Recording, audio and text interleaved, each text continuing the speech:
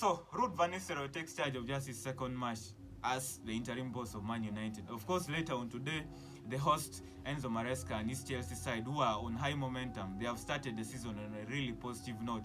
If you put it into comparison to what happened in the last campaign under the Argentine boss Mauricio Pochettino.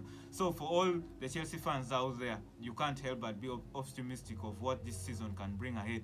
But it's one step at a time. That's why I love football. You don't just judge your season after playing roughly 15 games into the current campaign. You wait until May and you see. And for starters, Man United and Chelsea, for example, are judged in terms of how many trophies they're able to win. That's what success means to those two clubs. So, the Chelsea right now sit sixth, of course, on the table on 17 points. Man United, on the other hand, the struggle continues. They have to, by all means, try and build momentum. Of course, they come into this clash at the back of demolishing Leicester in the Carabao Cup on Wednesday. That's that 5-2 victory. As the first game for Ruud Van Nistelrooy, like I've stated, is the interim boss for Man United right now. So we'll hope that coming to this game, the most negative part for Man United has been their goal scoring form, because they haven't been scoring so many goals of late. But scoring 5 on Wednesday is something of a good sign for Ruud Van Nistelrooy. But this has left so many fans out there wondering why haven't the players, why didn't they score those number of goals under Erik ten Hag? It just seems like they had to wait for him to get sacked to score. We can look at that narrative and we'll be like, maybe it was just some sort of like a change of voice in the dressing room, maybe a change of like a new identity. I don't think a lot changed in that clash against Leicester, rather, because they still looked like the same team, the same setup that Erik ten Hag was trying to employ. Maybe sometimes you just have to also have luck in football, and Erik ten Hag never had luck, because though Man United were conceding a lot of goals in their games this season, they have also been creating a lot of chances, but they haven't been putting those balls at the back of the net. So Ruud Van Nistelrooy will hope that his players, Alejandro Garnacho, we have Bruno Fernandes, who also scored a brace, that will do a lot in terms of improving his form, because he's one of those players that has been under a lot of scrutiny. But it's not going to be so easy though, because Chelsea themselves have their own plan. They have what they want from this season. Of course, Enzo Maresca has come out so many times claiming that he hasn't been told that he has to, by all means, qualify for the Champions League next season. So that seemed like playing low in terms of like being low key to what he wants to achieve for Chelsea.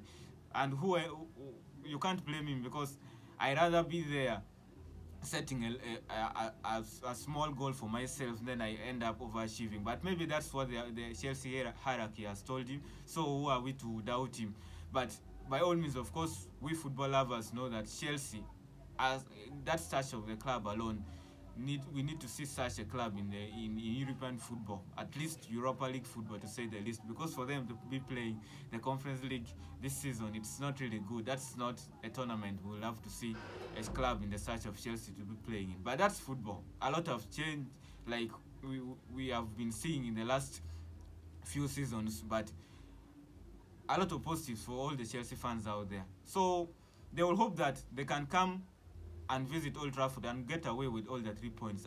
If they go away with 3 points in this game, it's really going to be so good for their momentum, because a win takes them to 20 points, and 20 points after 10 games for Chelsea is not something of a joke. It's really a good return, like I've stated earlier on, that if you put it in comparison to what happened under Mauricio Pochettino last season. So on the other hand, though, Man United, of course, will hope that they can put away the last defeat away to West Ham last Sunday behind their back, and this time around get some positive. They are playing in front of their home fans.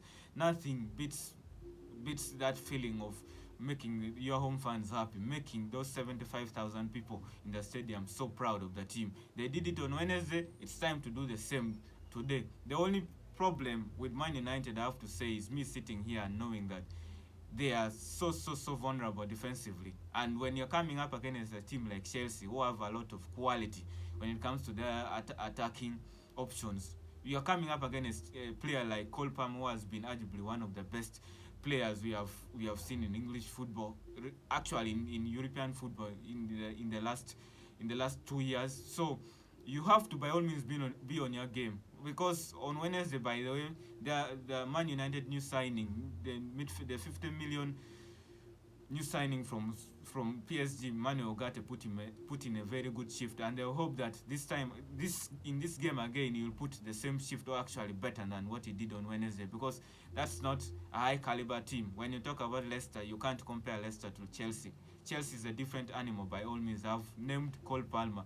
You have players like Noni Madueke. You have Nicholas Jackson, who Enzo Maresca has put in, and he has improved totally, and is scoring goals of late. He's scoring goals, and we are seeing that potential we have always been talking about being achieved of late. And we have to put, maybe, apart from the fact that Enzo Maresca might have improved Nicholas Jackson this season, we have to put it, maybe last season we were overjudging him because the fact that someone was coming from a new league, maybe needed like a full season to adapt to the league. And we are seeing a very different Nicholas Jackson. He's putting away his chances. He's not being wasteful like he was last season. So these are some of the players that Man United really have to keep an eye on if they really want to win this game. And by all means, you have to first defend before even planning to go and score goals. Because if you can defend against a team like Chelsea, by the way, is like the exact is actually in most terms similar to what Man United as a team is. Because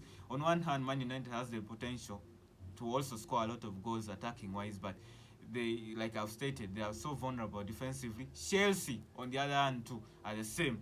They are so vulnerable defensively, but attacking wise, they're one of the best in the league. They might be a young side, but make no mistake about it, they have a very good and solid squad to choose from. And really, this is going to be a testy match, a match that Ruud Vs Maresca will hope that he will again continue building the momentum, so that by the time the new boss Ruben Amorim will come and be in charge. Of course, he has 2 weeks during the international break to implement his ideas with the players that's going to be around, because a club like Man United always send a lot of players out there to represent their countries. So you will hope that he can build a momentum on which Ruben Amorim will come and take over and build continue building. Because for a club like Man United, 9 games into the season, apart from this one coming up against Chelsea, and you lose 4, that's really damaging, because we expect them to be right there competing with the best. Manchester City, Arsenal, and Liverpool at the moment are the best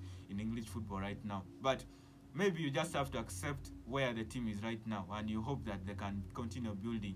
Of course, the new appointment, Ruben Amorim, has been given the title head coach and not the manager, and this shows where the hierarchy of the Ineos and everyone associated with that board, the direction they're trying to go to. Maybe they feel like they don't have to give that right of, for example, Eric Ten Hag had a veto in terms of having the right to choose, having the right on transfer windows. He had that right to choose the players he wanted.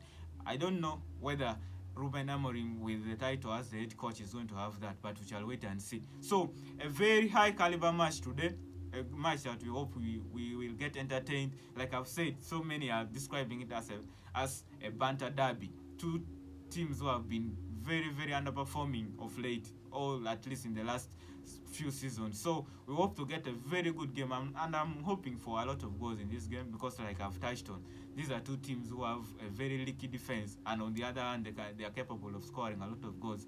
At least Chelsea has showed that in a more consistent basis, though Man United have just shown us lately that they can also score more than 5 goals in a match. So we hope for the best. I would like to kindly conclude by asking you to continue supporting this dream. This is my dream. This is what I want to be doing for a living. So continue subscribing on YouTube, continue following us on TikTok, continue giving those comments. I would like to see those comments on how we can improve on our content. I would like to see those comments of motivating me to continue chasing my dream. Then hopefully we don't know what the future will bring, but we hope for the best for the future, and wish you good luck for this game.